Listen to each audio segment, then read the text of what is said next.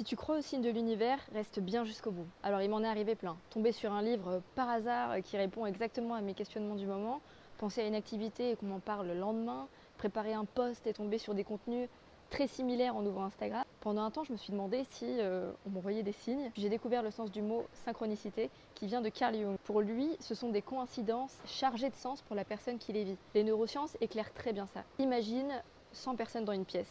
On leur demande de mémoriser un maximum d'objets roses et à la fin, on leur demande de citer 3 objets jaunes. Figure-toi qu'elles en sont incapables. Cet exercice est souvent utilisé en neurosciences et en psychologie cognitive pour montrer quelque chose de simple. Notre cerveau filtre en permanence une quantité énorme d'informations. Quand notre attention se pose quelque part, on perçoit ce qui correspond à ce focus du moment. Le reste disparaît de notre radar ou s'efface très vite, on s'en souvient plus. Where focus goes, energy flows. Quand on traverse une période de transition, de remise en question ou de création, notre cerveau devient plus attentif, plus sensible aux liens.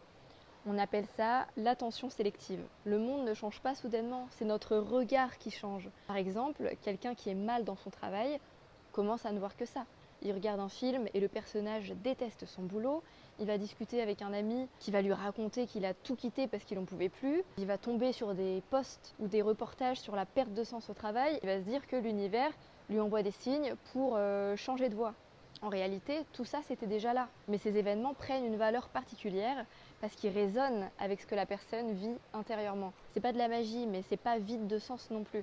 Pour moi, les synchronicités ne disent pas l'univers t'envoie des signes, mais elles te montrent simplement où tu en es intérieurement, ce qui est vivant pour toi en ce moment. Et c'est déjà très très bien. Partage ça à quelqu'un qui voit des signes partout et dis-moi ce que t'en penses.